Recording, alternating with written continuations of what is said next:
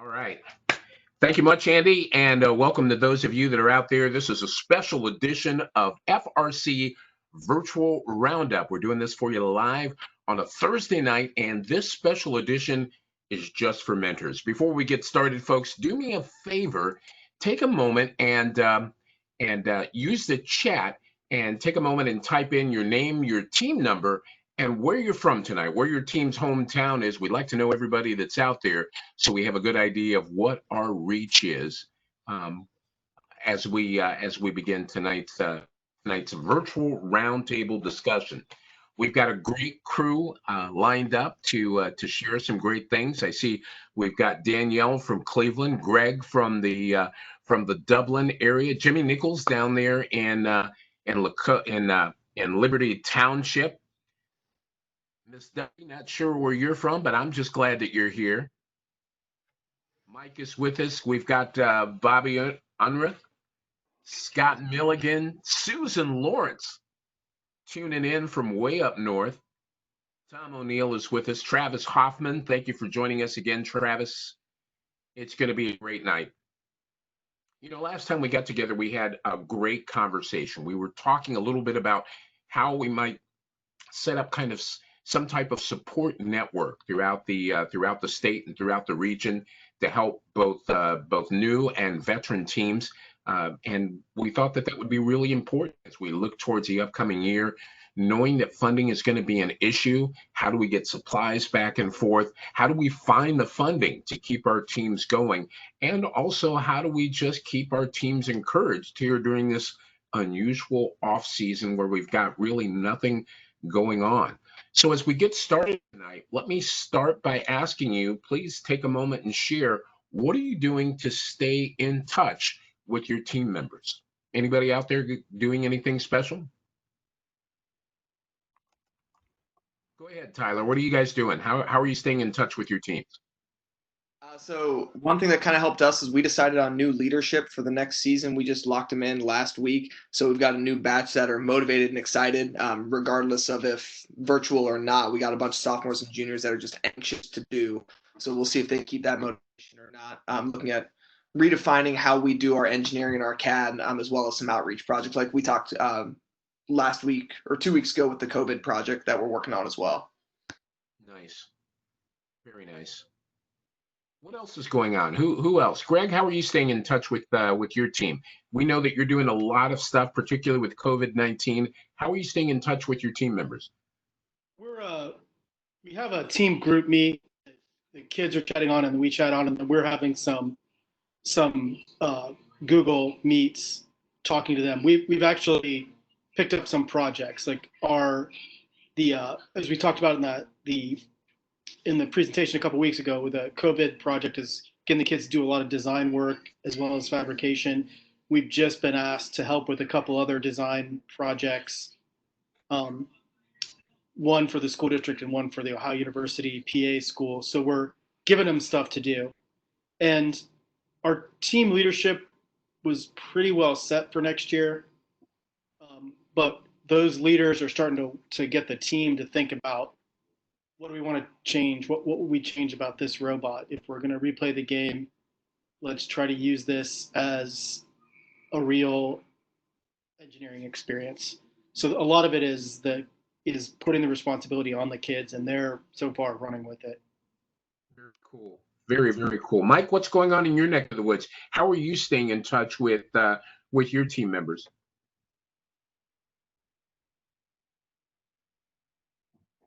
Can you hear me? What about you, Jimmy?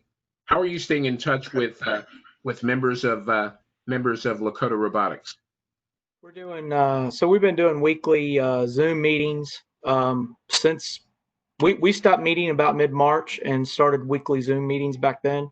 And then Nick Lawrence over at Annie Mark, they opened up their Robot Fight Night program, which they started a few years ago, and so that got the kids super excited because it gave them something they could build the cardboard robots in their garage, in their basements, in their bedrooms. So then that got them excited to design and start training up on Onshape, because we switched over to Onshape last year. I don't know if anybody else is using that or not, but we really like it, the web-based 3D modeling software. And so got a lot more of my kids to start learning Onshape and start designing cardboard robots in Onshape. And then so that's something they've been doing. And then same with Tyler. We just elected new team captains was it last weekend we had our elections, and for the first time ever we've got co-captains. We had two students that we just couldn't decide on, and we decided, well, let's just try co-captains this year. So we have co-team captains amongst a couple seniors coming back next year. So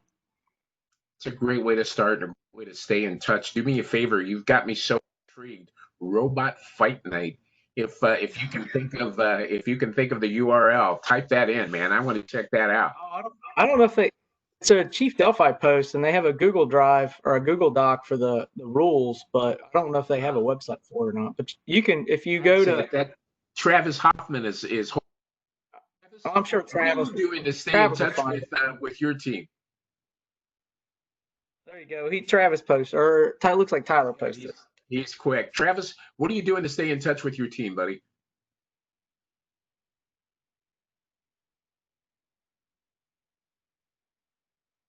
Travis can't catch me, or maybe he's typing it in. Anyone else want to jump in? Bobby Unruh?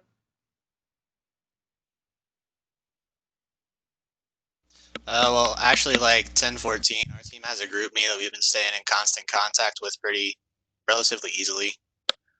We really haven't done much on terms of outreach with all this because of our numbers. We have 3 seniors going out. Honestly, about that same number and underclassmen as well. So we're really looking forward to this all to blow over and we can start working on recruiting at least. That's where our main efforts are. Looking forward. I think we're all in that same boat. Tom O'Neill, what are you doing in your neck of the woods? We've been using Discord a little bit to talk to the kids. We do a weekly newsletter to try to keep them updated. We met on Tuesday, and we're trying to figure out, we've missed our recruitment. We usually do a big open house in May, right about this time, at our sponsor's facility, and we can't do that. We usually have a picnic that the seniors usually put on for the team, and we're trying to figure that out. We have a mentor who actually is part of a flying club, and he flies underprivileged children around, and he's secured one of the hangars that we're looking to use, and he might even give airplane rides. We'll try to get the kids to come. We don't know if we're asking the kids, are they interested? Will they be able to go to something like that? So, it's really hard right now. We have kids at 13 different schools, and it's kind of just spread out. And we're only losing 4 seniors, but we've lost fundraisers, and I don't know if finances are tough. We're trying to figure that out. It's just a lot of unknowns, and is like Zoom meetings and something like that. But I think it's pretty much, we wanted to try to wait till the kids at least finish their academic year. Let them get through that, because it's been such a strain on everybody with, having to be at home with their parents and else, not being able to get out. We're just hoping that we can actually get them out of the house.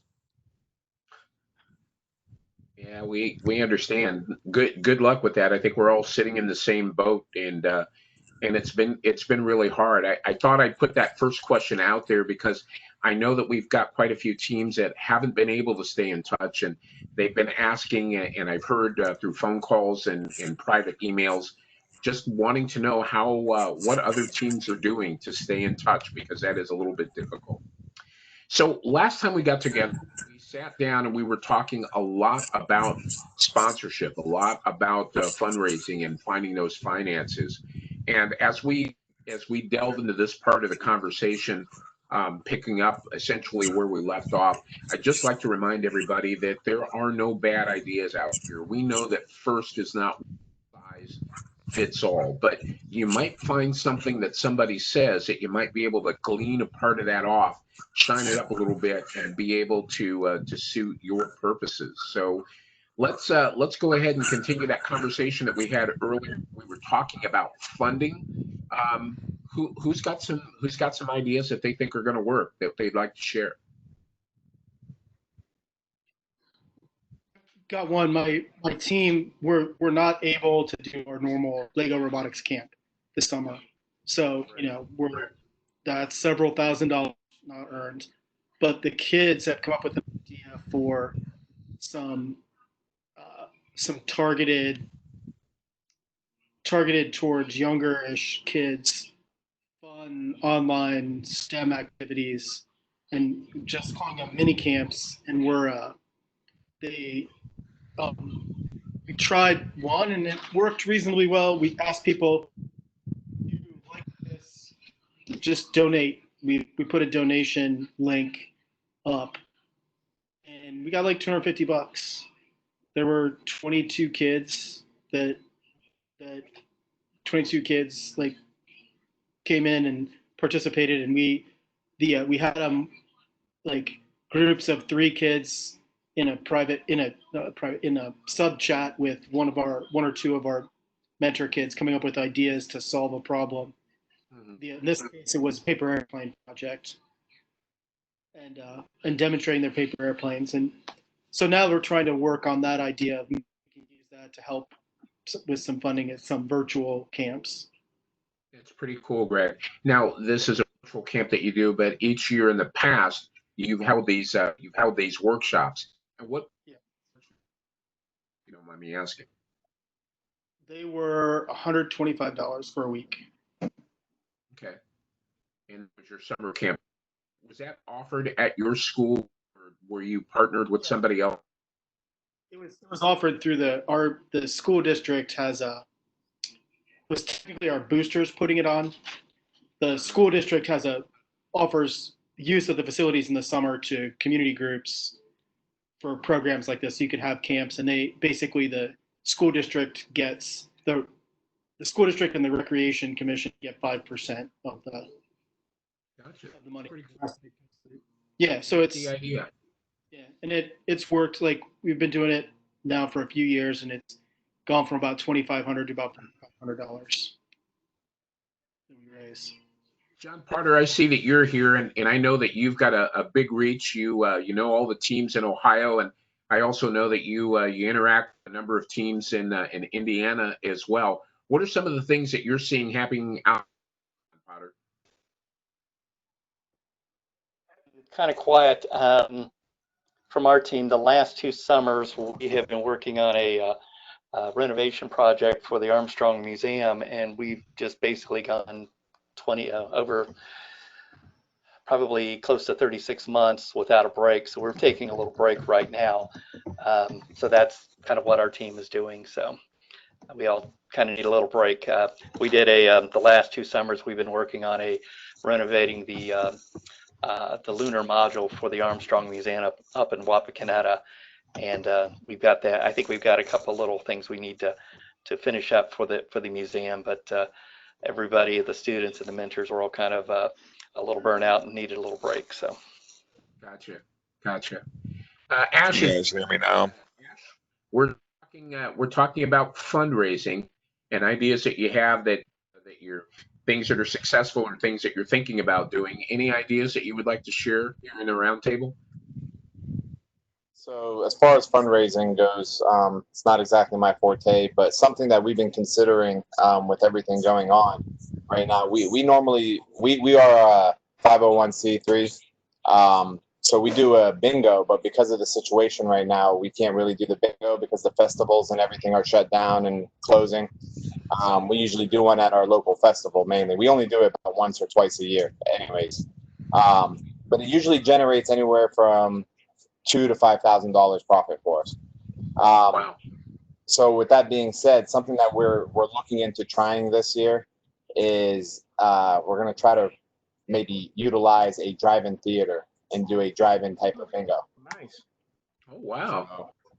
So that's just kind of in the works now. Normally we would have held it around this time, but now we're trying to push it for maybe in the fall and see how that works out, or later in the summer.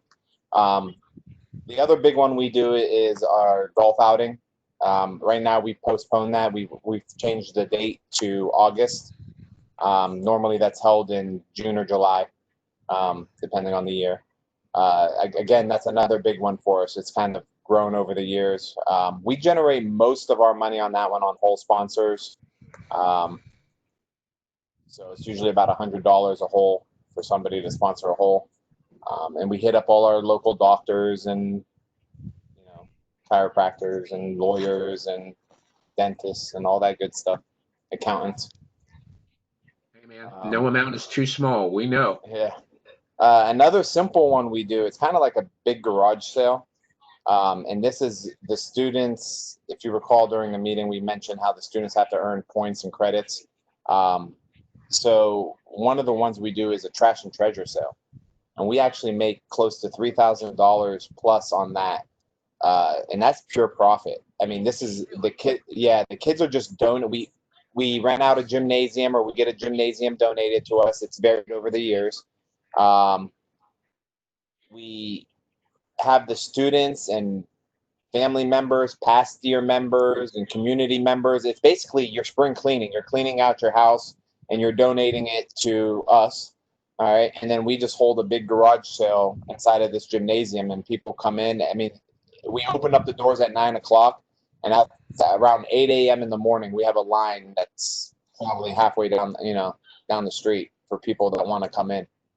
So that is so cool. Now, do you provide the people who donate some type of certificate that they use with regards to their taxes for their donation?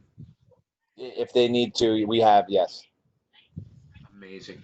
If you don't mind me asking, and this is both for you, Ash, and it's also for you, Jimmy, you're the two teams that I can think of off the top of my head that are represented here that operate a 501c3. Difficult process to go through. I know that there's some new and existing teams out there that are looking for ways that they can make money, or at least make money easier to get.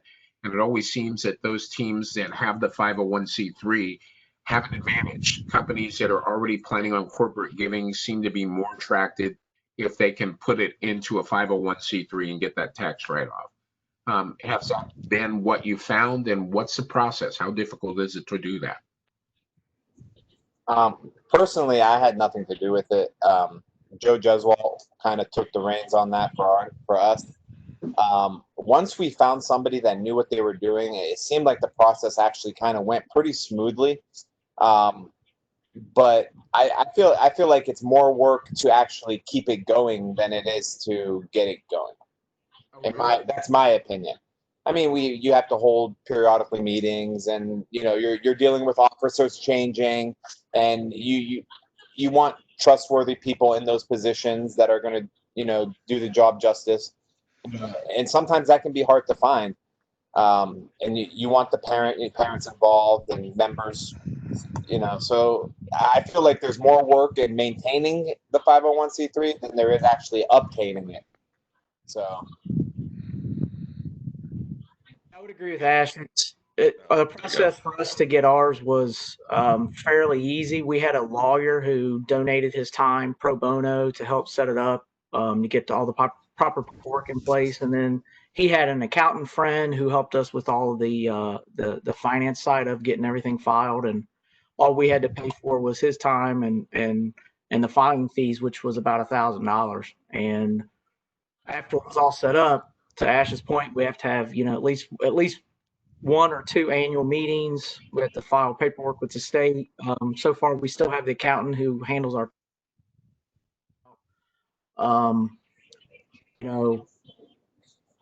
Same. You have to make sure you get the right people in there that are gonna the trustworthy people that are gonna be in there for you. Especially in the treasurer's position. Correct, especially in the treasurer position. And additionally, we haven't actually been able to get, we were just getting our feet under us So Paul and I are the two who started up the 501c3, and Paul was the treasurer, and I'm the president. And we only had it. We got our determination letter in March, so we're still relatively new to this whole 501c3. Prior to that, we were working underneath a local community foundation, and they were doing all the management underneath their 501c3. So we were still trying to figure things out, and we hadn't really been able to capitalize yet on additional funding. But we did have donors who were more willing to donate to a 501c3 than they were the school. So that really helped us out that way. As far as donors go on our end, we really haven't capitalized on it as probably in the way that we think we should have. Where we have benefited out of it is that bingo. For example, we wouldn't be able to hold that bingo if it wasn't for the 501c3. So that was one of the things. We wanted to start hosting similar, like we had been toying with the idea, and the community foundation we were partnered with, their lawyers would not allow raffles underneath their 501c3 umbrella. So since we were an entity underneath them, we couldn't do it. So in order for us to host a raffle or a bingo or even take PayPal donations, we had to have our own 501c3. Gotcha. I appreciate you sharing. Danielle is our experience with that's been a little different. We started ours with the federal years ago, and the federal was a little tough to set up. And then the 5-year look back that you have to do for taxes. And once you get through that, federal's a piece of cake. It's every year you have to do a mini postcard unless you bring in more than $60,000 a year, and it's 5 questions that you have to answer. That everything's the same. Ohio, and the federal doesn't charge you any money on that. The state is more questions, but once you figure out what it is, it's not that hard, and it's $50 to keep it going, unless you're doing bingo or something like that. Where advantages, yes, it does help with donors, but it also helps with hotel rooms when you travel, because you can't usually get the local tax waived, but any state tax is waived. And if you have your federal, if you travel to Pennsylvania or wherever, they'll usually accept the federal as tax exempt, and you get that tax off of the hotel. Yeah, we utilize that. Yeah, just a comment, you really do need to check the states, because for instance, I'm trying to think who all, Minnesota doesn't take the federal. North Dakota does take the federal. So state to state, they actually have someone in New Hampshire that goes through that every year to see who will accept the federal exemption and who won't. Tom, just The hotels don't always know, but if once the hotel gives it to you, they usually just file it. As long as they have a number and they file it, you're good. We've not run into a problem. We haven't gone to Minnesota. We've gone to Tennessee, and Tennessee waived the local tax for us as well. Nice. Pennsylvania waived it for us. I've never had to pay that local tax. They've tried to charge it to us, but somehow my treasurer's office does not pay it. They fight tooth and nail for it, and I've never had to pay it. And that was before we were tax exempt. So interesting. my question is, aren't schools tax exempt? So if the schools are paying for it, maybe that's their argument. If it's going, okay, so see, our hotels were paid through the school account at one point. That may be it. If you're paid for it through the school, it'll be tax exempt in most states. That we've had a booster. We've been 501c3 since late 2005, and the big advantage for me is our boosters run separately, and by our I cannot be an officer of the boosters because I'm a school employee, but they run one thing, and then we have a school account, and it gives me the flexibility. Some donors can't give to a 501c3, they can't give to a school, and vice versa. So it adds flexibility. But one thing that I wanted to note, it gets easier to run. Ours was a challenge to keep enough officers to run it well until we started also supporting FFL and then FTC. And now that Dublin Robotics Boosters support FLL and FTC and the FRC team, we have plenty of people to fill in officer positions. Great. Cool. I think we've got Danielle from Cleveland that's been with us. And I know that last week Danielle had a ton of questions. Danielle, this is an open roundtable discussion. So if you've got some questions, feel free to jump right in there. Well, so this idea of the 501c3 and this federal tax exemption, like, okay, thank you, Andy. That clears up that point. But this is the biggest thing because schools are tax exempt. Teachers are able to do some purchases, at least in Ohio. You're able to do one big purchase to be tax exempt for a year, things like that. But I cannot have any purchases done through our school. So it's not possible to do just because of the size of the district and how money management can end up with that. So this is a real option that I need for our school. So I'm more trying to gather ideas and information from those of us who have been doing this for a long time. And, you know, this is really new to me. So I'm just trying to learn. No problem. Did you have some questions that you wanted to ask tonight? Not that I can think of immediately. I think it's more of getting specific things within the discussion kind of explained more. I think that's more my situation right now. If I think of something, I'll definitely bring it up. Okay, very cool. Scott Milligan, we haven't heard from you yet. 3138. Do you have anything that you'd like to add to the conversation, or is there a question that you have that we should be talking about? I really don't have any. John Potter said earlier, you know, our team is kind of taking a recovery period right now. We've been busy with that lunar lander or lunar rover project. We're kind of really struggling this year. Our team has really dwindled down to a very small number. We're down to about 5 or 6 students, and our big concentration is going to be on trying to recruit new members and trying to figure out how to get back into some of the local schools that we've kind of lost contact with over the years. Well, let's take a moment and talk a little bit about recruitment. What's working and that we can share with one another.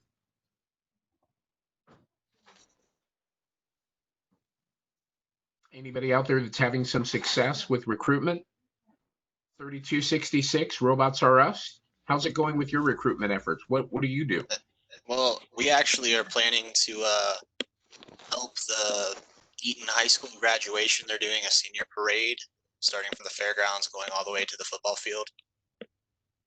So we're helping run the antenna, and we're sending out FM radio of the parade. We're going to have a message going out that we're going to be recruiting over the radio.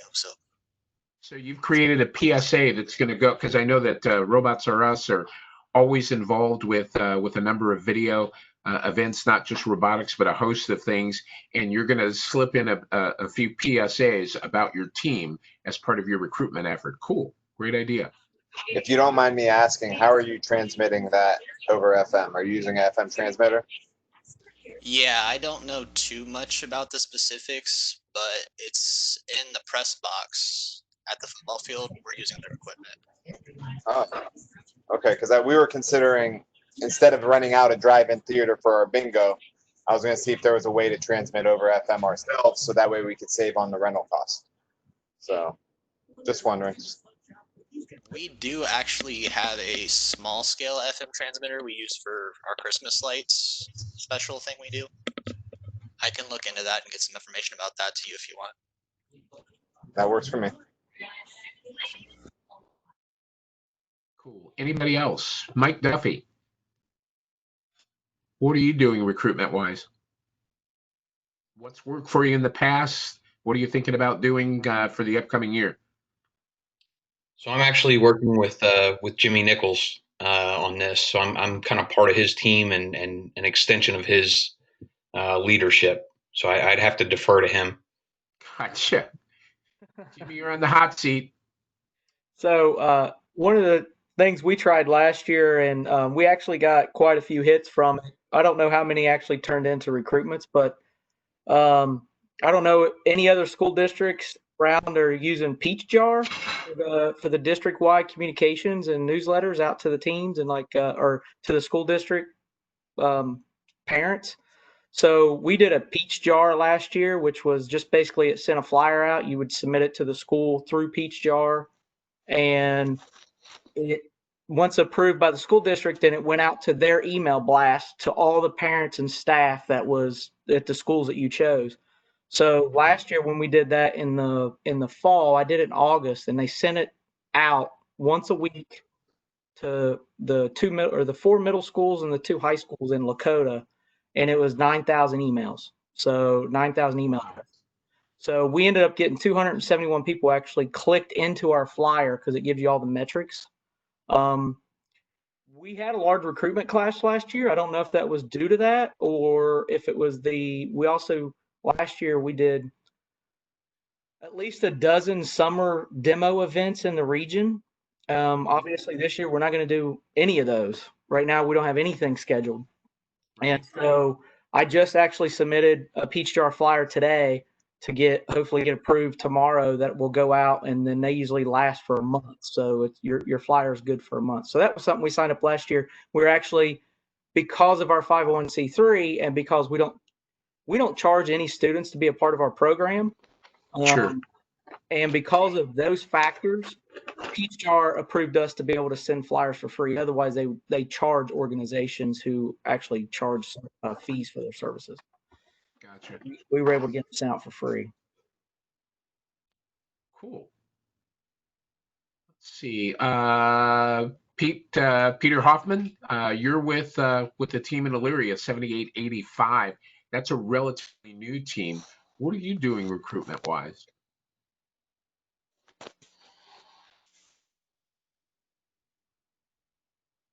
Pete, did we lose you?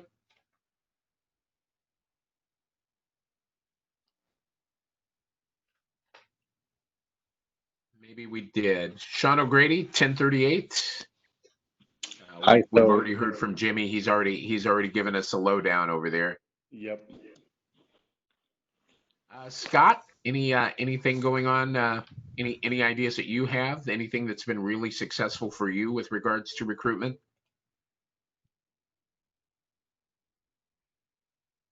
We're all taking the break. That's right. Yeah, the most success we've had is with the students actually trying to recruit their friends in that. Like I said, we're going to try and get back into some of the local schools. We have had some success with the closest school, to us. But we're being a community team, a little bit harder to hit a school into individual schools and that. So. Do you think the success rate is higher using by having your students go out and reach out? They're hearing it firsthand from somebody they know. That has been kind of our highest recruitment in the past couple of years, just word of mouth. All right. So, question, Scott, are you homeschool kids or just kids from the community period, from the different schools? We're a combination of both. We have, kids from school systems all around us, and we have some homeschool kids as well. But like I said, we've really dwindled down to a few number of students this year, so it's pretty much just 2 school systems right now. Yeah, our best recruiting on 3324 definitely comes with the middle school. So we do a middle school where we're kind of in a funny spot with our school. We don't have sports at our school at all because they can go back to their home schools and play. So we're the biggest club in our school by far. So we have the 8th graders come over, they drive the robot and whatnot, and then our freshmen actually do most of the recruiting in that regard because they know the 8th graders already, and so they build that kind of pipeline. So they're and then teacher buy-in too. So the engineering teacher at the middle school side really pushes for his kids to join our program. Nice. Very nice. Can anyone hear me now? Yes, you can. I just heard myself. This is Travis, 48. We don't do much recruiting over the summer. That's just the way it all works out. We start when school starts up again. Some things that are a little more involved that we've done. We actually created our own game a few years back. A lot of the mentors and teachers and alumni got together and created a little mini competition design event that could use. We started with an existing drive base and said, here, build something on top of this base to compete in this game. And it was kind of like a beat the clock, score as many points in X amount of time type thing. It wasn't head to head or anything. Rudimentary goals and all that kind of stuff. But we issued rules and stuff, broke the kids up into 2 groups, and that actually drew a lot of interest. Even that, you had the existing kids in there, but it actually drew in some others. And that worked well in the fall.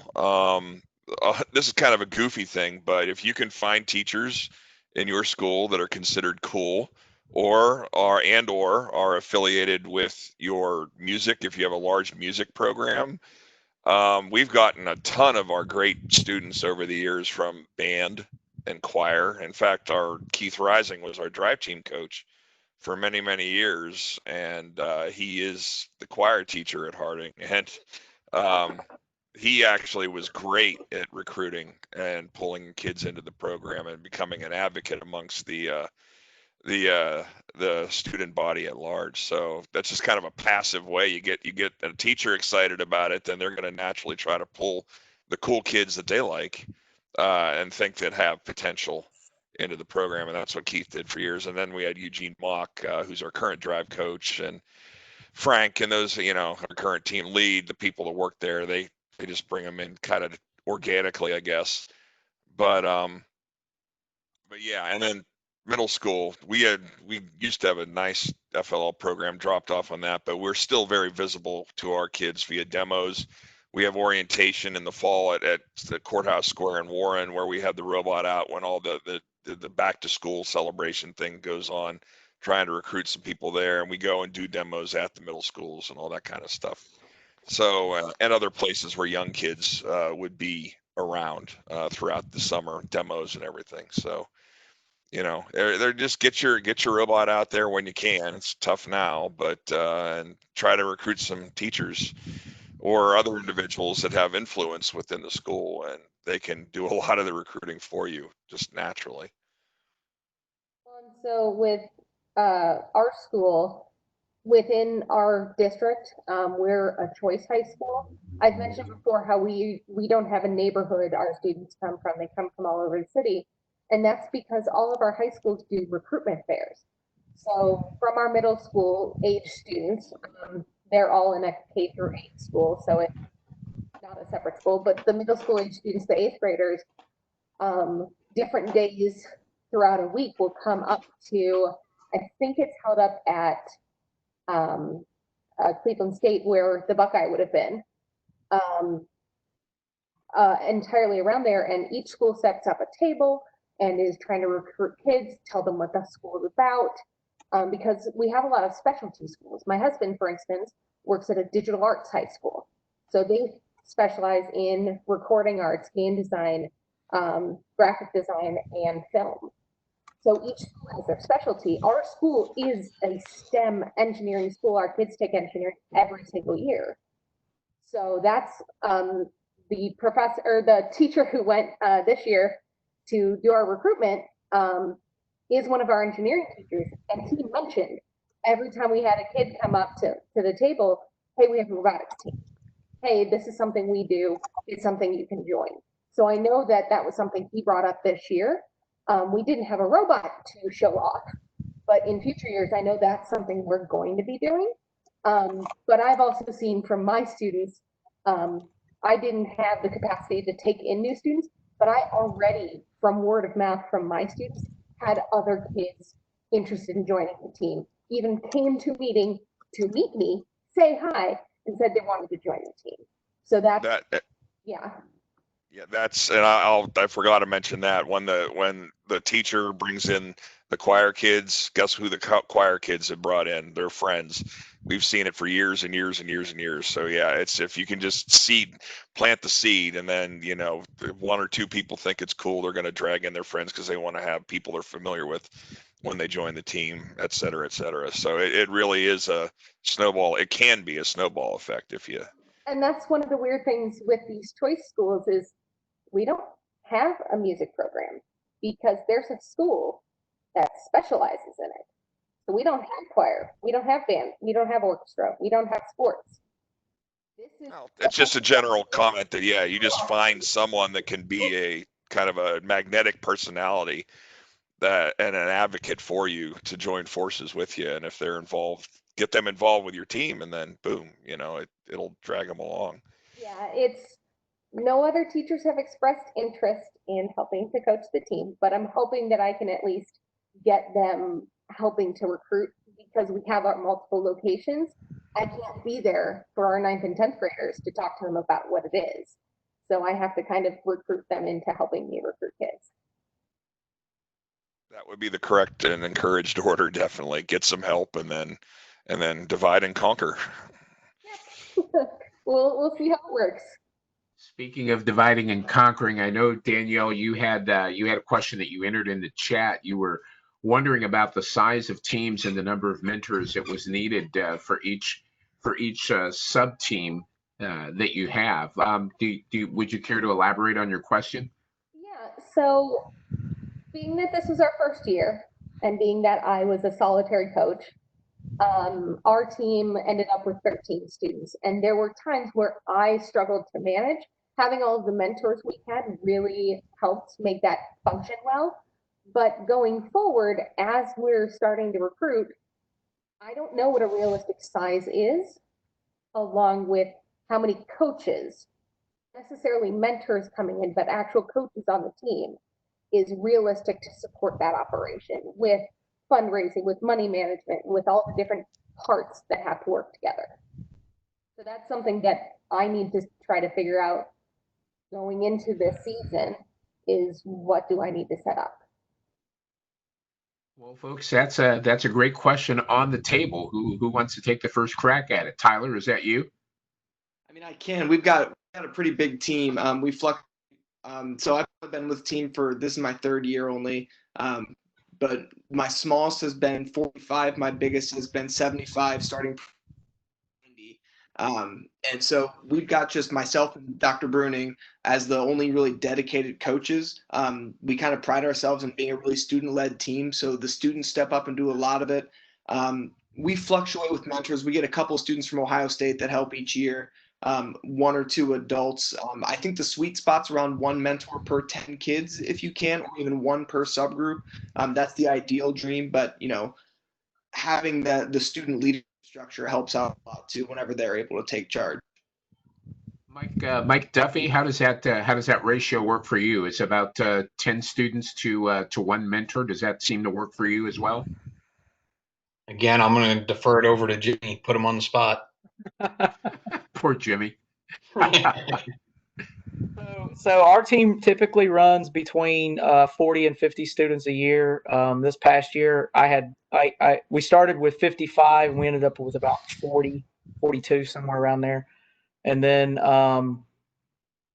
usually it was me and my cohort who ran the whole show as far as the mentors go. But then during some of the fall training and some of the build, and then more into the build season, we'd end up with between I'll say 7 to 10 mentors. So yeah, I'd say that ours was probably more like what is that, one every 7 or 8 students. So yeah, because the mentors at the same boat, they would float in and out, or students float in and out, based on workload throughout the build season and stuff. So it just really depends. Now, one of the things we always try to do is for every sub team we have, and I'm sure a lot of teams do it this way. We have 1 student leader of that subgroup paired with a mentor leader. So they co-lead the group together so that, they can learn from each other. Because, you know, the kids are learning a lot and they're leading, but we're learning from them as well because, I don't know, at least I always have. So, Danielle, this is Susan. Just a comment. These are veteran teams. The average nationally is 25 to 28. So you'll get monster teams, and then you'll have teams that are some of like Robbie Unruh is referencing, where you'll have 6 to 8 kids. And it's really a matter of what works for you, the maturity of your team. Most teams tend to pick up mentors as they go along. You'll end up with parents that will jump in to help, many of whom never leave. 2 very visible, very veteran mentors to an exceptionally good team. Son was on the team probably 25 years ago, and they just never left the team. So you'll find some that'll just have a good time with the kids, enjoy the process, and they'll hang on. Travis, I know that you've been around the block a few times, and I know that you've helped some other teams get started. When you're starting up a new team, what do you think is the right ratio? What's the right mix of mentor to student? I'm not necessarily the one to ask on this particular topic, but don't bite off more than you can chew when you're starting up, because burnout. Starting up a team with, say, a single teacher, and if they operate by themselves without assistance from other veteran teams and all that, that's, to me, scares me when I hear of people going through that. So to start up, having like maybe just a small group, like 10 kids for one teacher or whatever, is you don't need to, the goal isn't necessarily up front to have a huge team. That's a down the road thing, which is what we're pushing for here with Danielle and others, I'm sure. Gradually build that competence up. But the main thing is, unless you're fortunate, you get your kids, woohoo, maybe they have some prior education, they go to schools that provide this training in advance, and they can handle, they just dig right in and build the kit and everything, and you can rely on, they pick up things quicker. And if you're relying more on the adult instead to lead the show and kind of guide them and everything, then you got to be careful about that. But yeah, it's long term. I don't know. I agree. I tend to agree that the 10 to 1s, it works in FLL, I guess. So they cap the team at that many kids, right? So yeah, that seems to be like a good measure for. I would tend to agree with that. But if you don't hit that, it's more adults. Well, that just means you get more adults at any one time, then they can go and help recruit more kids, and then I don't know. But yeah, 1 to 10 seems like a good thing to start out with. And if you can get more, great. I know the 80-27. I don't know how many kids they had, but they, I don't know. There's some teams that start bigger, some teams that start a little less, and the main thing is, like we're doing now, don't just do it alone. Ask for help, or paying a veteran team, or have the senior mentors bug us and say, oh yeah, remember those rookies, give them a call, see what's going on. Make sure that they're engaged with other teams that already exist and have done it while they're going through the build and all that. And it sounds like that's what we saw last year with Danielle and some others. So keep that type of thing going.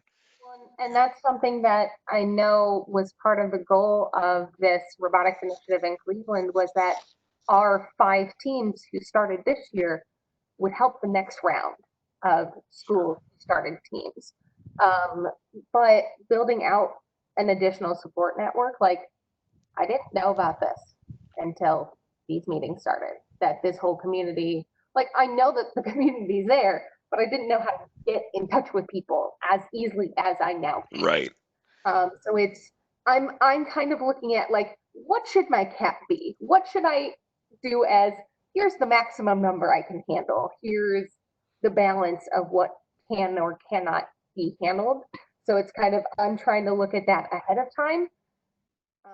If all of my students return, I'll have 12 already coming back next year. So it's kind of figuring out how many can I reasonably add without making it a nightmare. Yeah. Stop laughing, John Potter. I know where she's at. So, I have a question for the teams that have larger teams. We usually sit around 25 to 28. If we get more than 30 kids, we have a real difficult time keeping them engaged because you can only have so many people in CAD. You can only have so many people programming. You can only get so many people building a robot. What do you do? What are these teams that have 70 kids? What do they do with the kids? That's always been my question. Make them watch and learn. So I'm gonna cut people off, but for our team, yeah. So the rookies, it's we almost internally treat it like a junior varsity and varsity team in that the rookies are soaking in a lot of information. They do a lot of watching and following. We build our own custom chassis now, and so we assemble a kit bot each year as like a first how-to on the tools. And then we've got a pretty extensive like business team too. So there's plenty of like different projects and things that we just pass off to people to find things to do. Like we had rookies design our pit banner. They did our control panel mechanism that didn't make it on. It's just any little thing we find, just grab groups of 3 or 4 and just say, go and do that thing. And if anything else, follow one of the juniors or seniors that are doing the build or design and just soak it all in. Cool. So on my end, Tom, we have the ability to build 2 robots. So we build a practice robot and a competition robot. And with that being said, usually the newer students, the newer kids are the ones that are putting that practice chassis together, putting that practice robot together, with the veteran kids kind of overseeing that. And then when we get to our competition robot, that's mainly the veteran kids working on that one.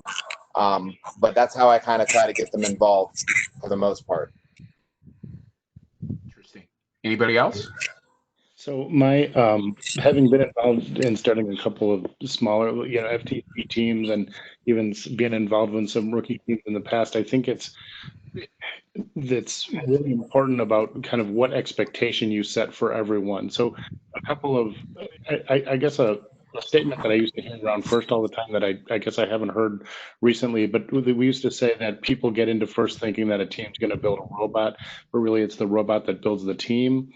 And so I think especially for rookie teams, if you start off thinking that you're going to go build a robot and compete in a competition and compete against these other teams, you're kind of setting yourself up for frustration. But if you start off with sort of a different end in mind, and then it actually seems to be more likely that you end up with a competitive robot. And so that applies to one of the challenges that I always had recruiting mentors, especially at the FTC level, is that you've got a bunch of really talented, engaged parents that are maybe even engineers or doctors or something in the community, and they're like, oh, I don't know anything about robots, so I can't be involved. And making it clear to them that the truly, say, robotic skill set of kind of mechatronics engineering kinds of tasks is a really, really small segment of what mentors do first. And so if you can help to portray an image of what's actually involved in being a mentor or a student on a first team and show that it's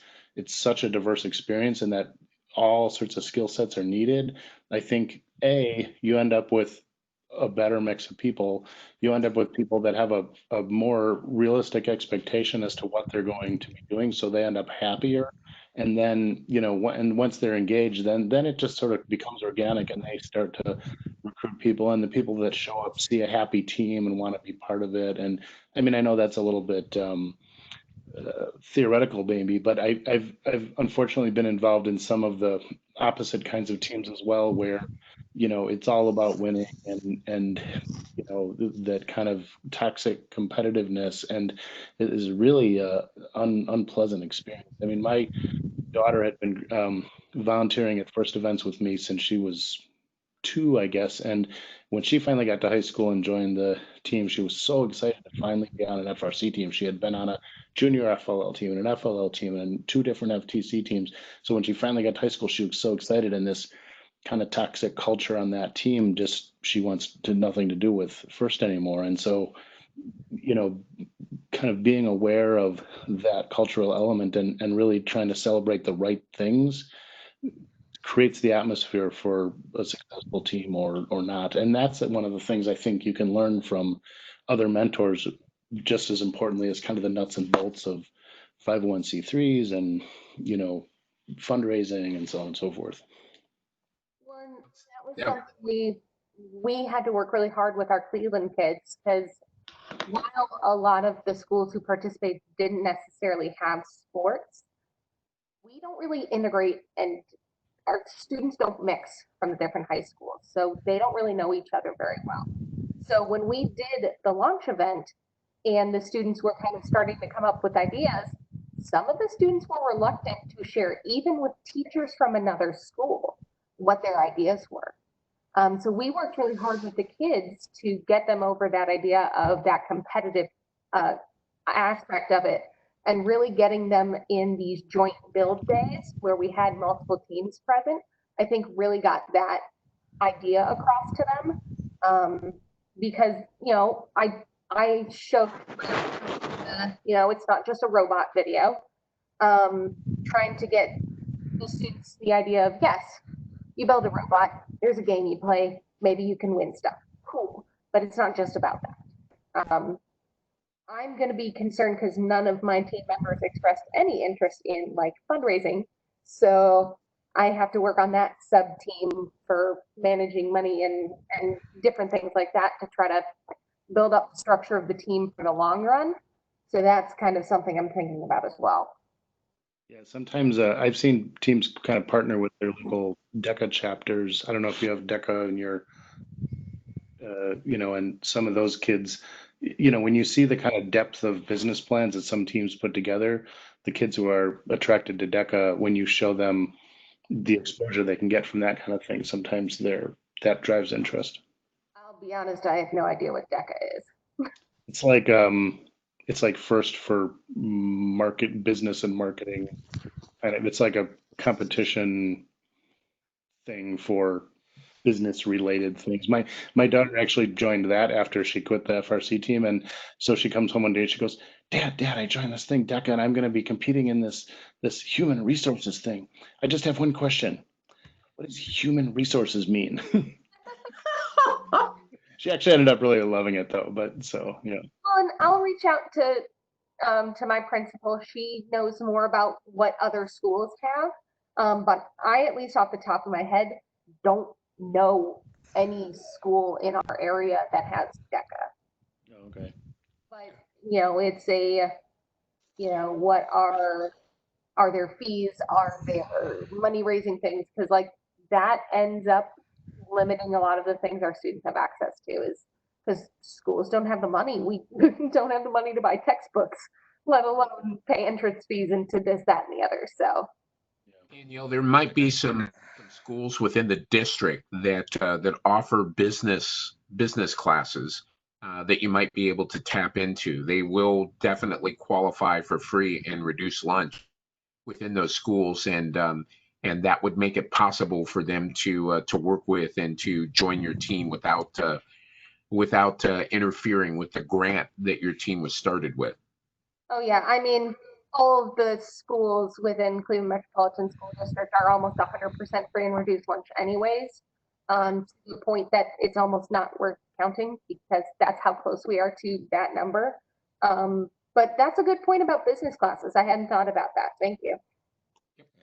And Danielle, you unfortunately never got the chance to get that first experience at the competition and everything, but you're definitely barking up the right tree with trying to get the kids to work together and talk to each other and all that. I think that when they would have gotten to their first competition, they would that's where it starts, where they see, oh wow, there's other teams here and they're nice and they're friendly and they're willing to share and everything. But And specifically Coaches around have to reinforce that. the teams you work with, you'll learn, like before 2007, 379 Gerard, I don't know if I can't even remember if he was around back then. It's been so long, but 48 and 379 were very much like kind of like the competing crews. We worked together a little bit, but we didn't. And we got to the competition one year. We won our first regional together in 2007, and then we just started talking, and we just realized that us and the other teams locally, there weren't that many back then. Just we had a lot more in common, and their kids were cool. Wow, our kids were like, wow, their kids are cool. Oh, your kids are cool. Oh, wow, it's fun. They just started talking and sharing and exchanging. It wasn't just robot stuff, but it's the stuff that you're talking about now, business things, how to fundraise, all the secrets of fundraising that Gerard is so great at. They're an open book now with that. And then, any of the things that we do to standardize how we build robots and all that, anything that we might have considered proprietary and all that back in the day is now like, it's very open now. So we didn't learn that until competitions. I mean, even at that time, we were doing that mass aluminum order between us, Fitch, and Champion. That's true. And you guys. Yeah. Mm-hmm. Well, heck, you invited us over. That whole season. We didn't have a summer 48. We didn't have a summer place to meet because we were locked out of the school back then. And Gerard opened their doors, and we're like, holy crap! In the summer, we went to their school, and we're able to work on our robot ahead of IRI. And then there's so many different collaborative things that sprung from just taking a chance, on getting to know the other teams and getting involved. Having the 5 teams together to do some of that, joint purchases, looking at different designs, things like that. So that was very helpful. We had a weekly mentor phone call, basically, conference call that we did. Different people missed certain meetings, things like that. But that was definitely helpful, especially when like a team was having problems with X, Y, or Z. That's when we started realizing, oh, we have a mentor who does that thing. Oh, they have a mentor who does the thing we are bad at. So like we were very lucky to have that to start, but being able to expand that into into veteran teams who've been around long enough to now fill in the gaps we need for all of our teams, I think will be really, really helpful. So yep. I'm sad Danielle, these folks are all here to support you. Yeah.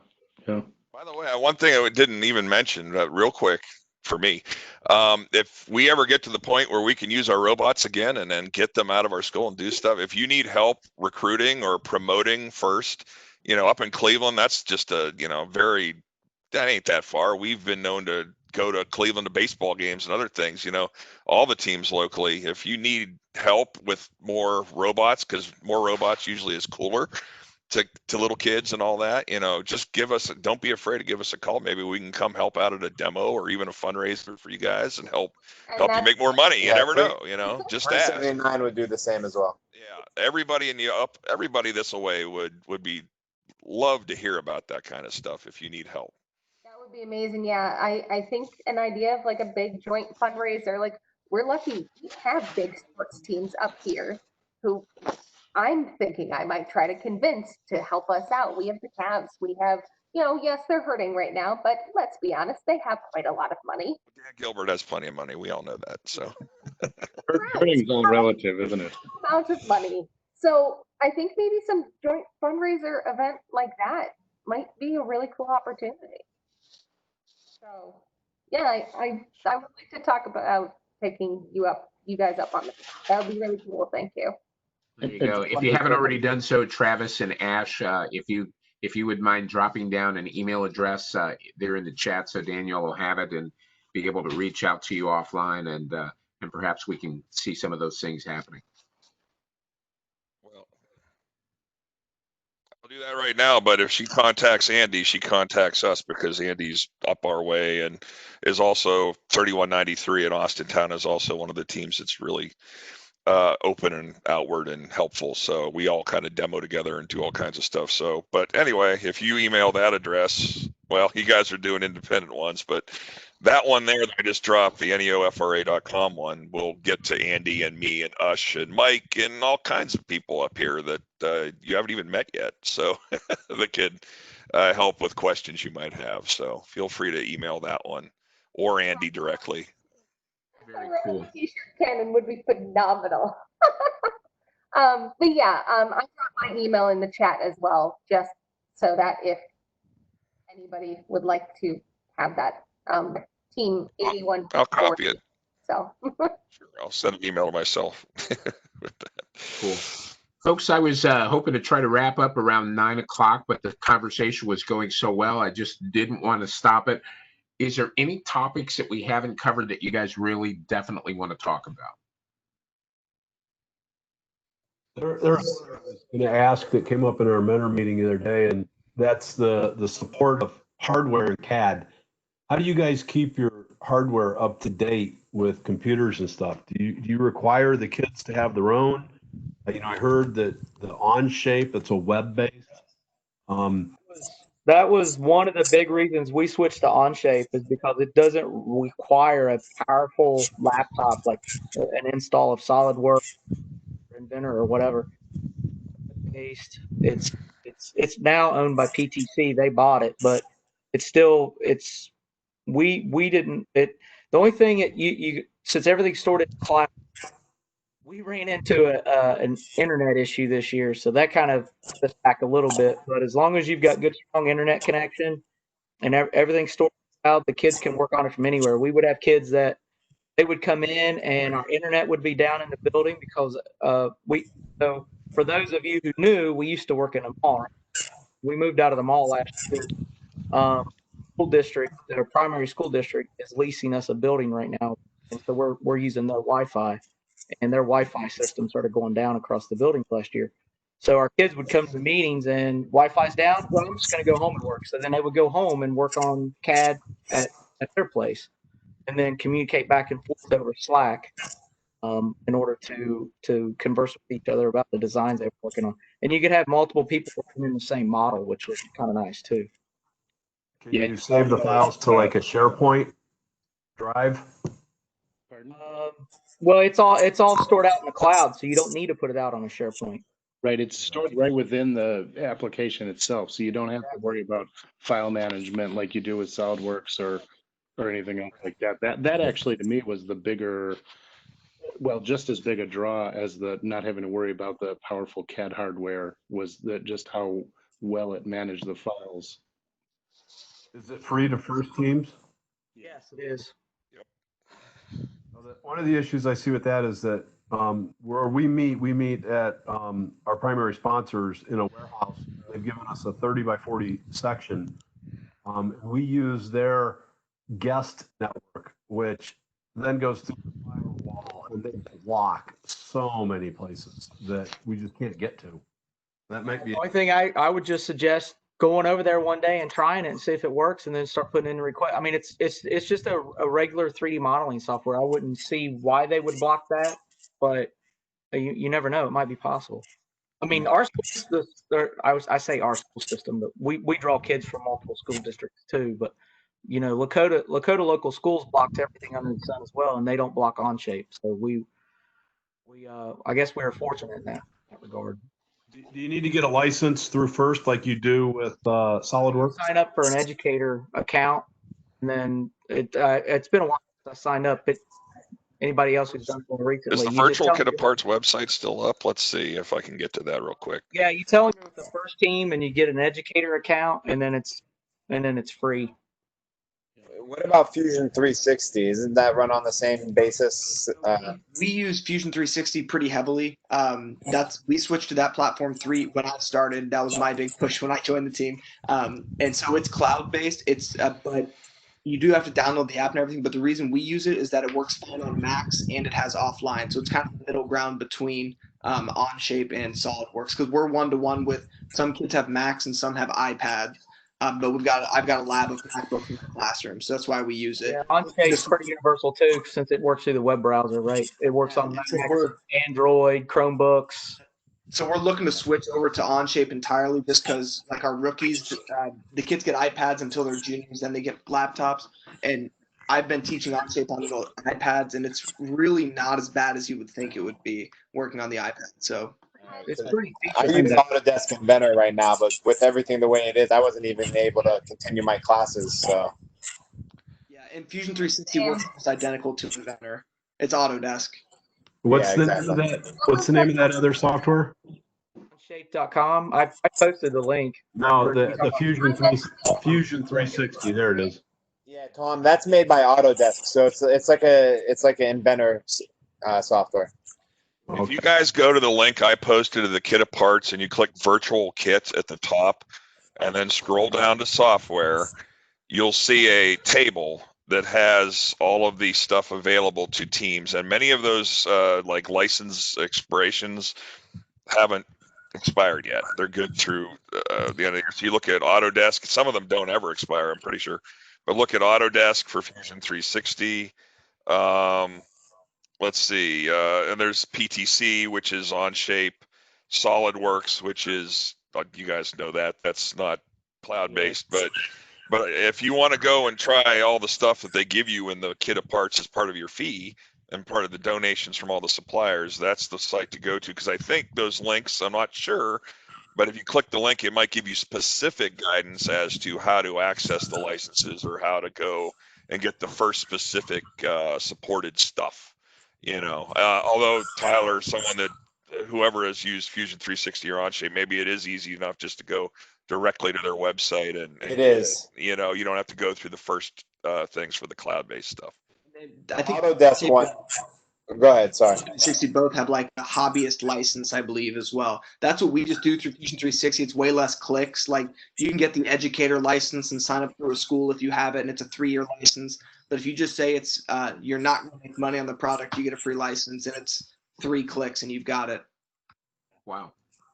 SolidWorks is what we used before Onshape, and it was we used first link or whatever, and you would just email this person and tell them your first team, you want 50 seats, and then they would send you a license package and a download, and then it would be good for 50 installs. So yeah, that's what SolidWorks is for us. And Onshape actually was started by a couple of SolidWorks guys who started Onshape. So a lot of some of my kids who, when we went from SolidWorks to Onshape, it was not a huge deal for them because some of the tools were similar because it was started by some SolidWorks guys. Then I guess last year they were bought by PTC, so I'm not sure how much it's in. Good to know. In the field on that, on Onshape? Yeah. Yeah, the field's on there, and then the kit of parts were in there as well. Nice. Folks, just so real quick, the link I sent also has some of the, if you guys haven't used your discounts on some of the things, on some of these dates show they haven't expired yet, so you might want to check that out, like Automation Direct and some other things if you're looking for some cheap parts or whatever. The expirations too. Yeah. Mentors, do you have any students who've done some online training videos for their peers on any of these software products? We haven't at 1038. No. Are there any that exist in general that you guys have used, not necessarily by kids, but we drive our kids on use the built-in tutorials there. That's how most of my kids have been learning. And you find them to be very effective, huh? Either that or YouTube videos. Yeah. Okay.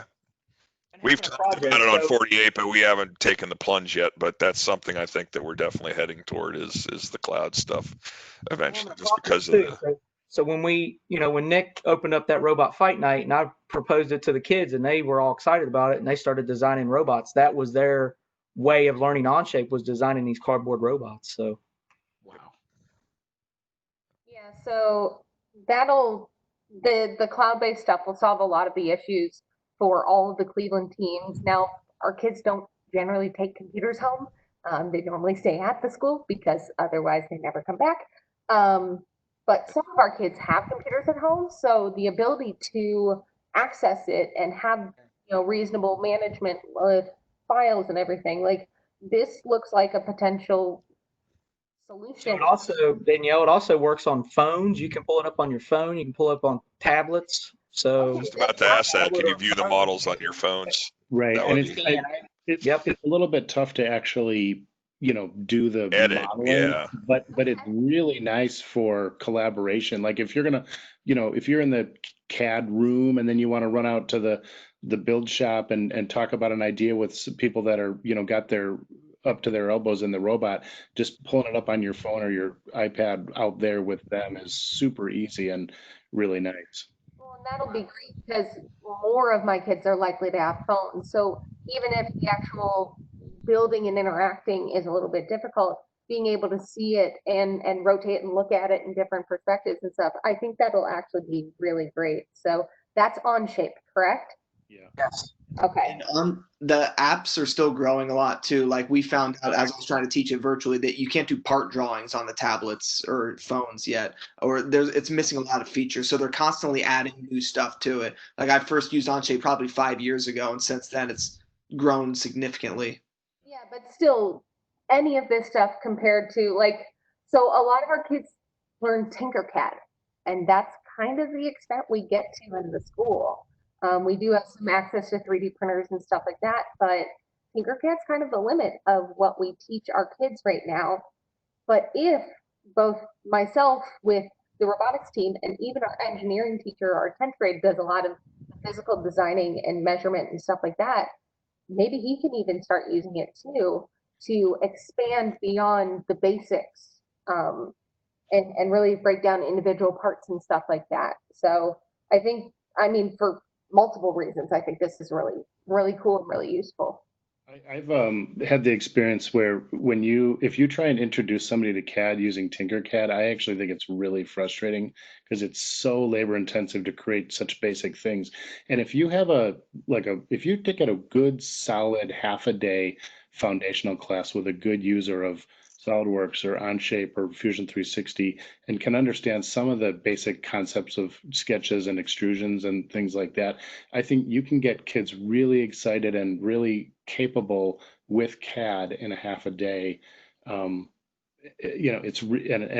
actually think you end up with a much better experience with many of these packages. That I stay away from Tinkercad and SketchUp like the plague. It's because Tinkercad is so easy to have an educator access and a classroom and stuff like that is how that's set up. So it's been a thing that's been around for long enough. But I've seen so many kids frustrated, and a number of the students on my team did not want to touch it because their experience was with Tinkercad.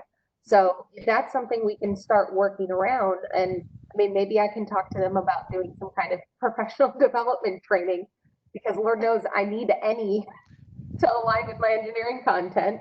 That would be really helpful to build on with our students, not only in the classroom, but on the team as well. And that's probably something that a lot of the teams could do to support each other virtually during this COVID time is, have the kids set up some virtual, Onshape mentor days or something like that. I bet if we threw that out there in front of a couple of our, the leaders on our teams, they would jump at that. Absolutely. As long as I'm allowed to attend. Yeah. In part because I know the majority of my students can't. They don't have virtual access or computer or cameras or microphones or anything like that. I've had minimal interaction with my students, even through my classroom, because their abilities to do all of these things is very limited. So even if I'm able to get that training and then take it to them, I think that'll be phenomenal. Well, we certainly have some things to talk about. We've got about a minute or so, and I thought that I would give minutes to both Andy and Susan to share with us anything that they've gleaned from our conversation tonight and anything else that we might need to be looking into. Andy, you're up first. Well, that's why I've been sitting here listening to the whole thing. I was trying to keep my mouth shut, so give you guys the opportunity to talk, and I think that's the best thing. Shout out to everybody who's already sent me your senior information. if you have seniors on your team and you haven't sent me that information, get it to me. I'm going to start putting a nice PowerPoint presentation together so that we have that going on the 30th. The other thing I'd like to know is I absolutely love this format for the vendors to get together. The question I have to you guys is would a monthly mentor meeting like this be something you'd want to do, or bi-monthly? Can we do it every couple of weeks? I would think once a month at a minimum. Once a month, I think would be really nice to be able to sit down, and that way we just continue this process, you know, even after we get back to normal, right? Whatever that is. I think this is a good way for us to get together. I ran out of drink in about an hour. Ran out of drink. All right. So the nice thing about the mentor meeting is that there are no kids here. This is just for grown folk. So you probably heard me open my adult beverage of choice. I did. I heard that earlier. Yeah. I mean, I'm the only one sitting here drinking tea. You do. So I'm very appropriate. Say what kind of tea it was. We're gonna send you a Buckeye care package all the way up north there, Susan, just for I you. think this is a sign that we've been here too long. So my comment is I'm really glad that Andy brought that up, because I was about to voluntold a couple people that I thought these were great conversations. And Andy and John Dyer do such a great job of organizing them. It really would be nice to have them continue. Oh, definitely. Yeah, and from it, you know, maybe we evolve some workshops to the point of, you know, floating things in front of some of the juniors and seniors, pending juniors and seniors, who have things they can share and teach, not only to their own group, but to others. Yeah, I have no problem. And as I said, somebody had thought about, you know, there's nothing that says that we can't set up a call with some of your teams that use the Onshape or the Fusion 360 and just do a quick training. You know, we set up a WebEx, we record it, and I can put it on YouTube for everybody to watch. You know, worst case scenario, if you can't get on and do it on WebEx, you can pull up a YouTube video. Most of these kids can pull up a YouTube video and watch it. So maybe that's something we could talk to the kids about that are using it and doing it. Maybe we could set up some sort of training class and we sit down and we record a WebEx session for them for something here in the future. We probably need a channel specific to Ohio First or what have you, instead of putting them on 8,000 different team YouTube accounts and all that. It'd be nice to centralize some of this stuff if we start producing it. I think that's what I want to start doing. I had mentioned the fact that we have calls to get this stuff set up ahead of time. I'm looking at, we need to do something along the lines of an Ohio First website and some channel based stuff that we can start consolidating all this information into one spot, or at least some place that people go, and then that gives you links out to the team stuff and the information. So a YouTube video for these like trainings and tutorials and things like that from other students or mentors or coaches, that's something my students can more easily access, even on a phone screen where it might be small.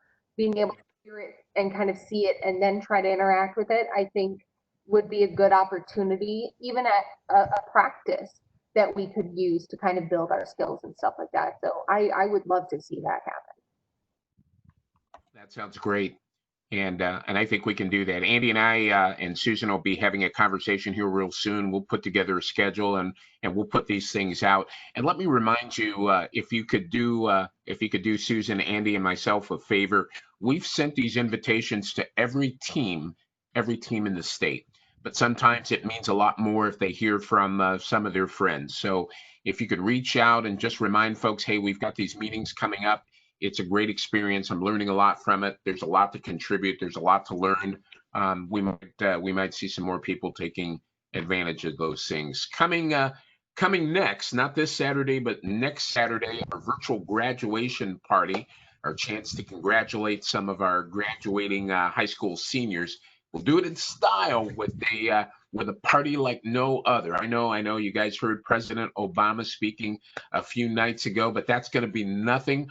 Our keynote address is going to be delivered by first alumni and mentor Dave Thomas, and he's going to be sharing a very short, about 5 minutes or so, keynote address for our graduates. Special presentations from all the teams, words of encouragement from Ted Hood from Ohio, who's now with First Headquarters, and we'll also hear from the U.S. Air Force Academy. Again, that's going to be this coming Saturday, not this Saturday, but the following Saturday, May 30th, 1 p.m. You don't want to miss it. Make sure you get the word out. It's going to be an awful lot of fun. As we wrap this up, it's always my opportunity to remind you that FRC Virtual Roundup is presented by Ohio First. Technical support provided by the one and only, my wingman, Andy Yantes. Logistical support coming from Susan Lawrence. Couldn't do it without her. And believe it or not, we have trivia and prizes most every week. And Ohio First makes sure that we have those neat stuff for folks to get involved in. There's something there for everyone. Additional in-kind support always provided by our First Field Operations, the Midwest office, Great Lakes Science Center that allow me to participate, and of course, Cisco Systems that makes it possible to put out this webcast to each and every one of you. Thank you for joining us. Andy will make sure that the video gets posted soon. Tell all your friends. We've got more neat stuff coming up. We'll be in touch. Thanks, everybody. Thank you for joining us for this special edition of FRC Virtual Roundup. And now, time for more adult beverages. Thanks, guys, for all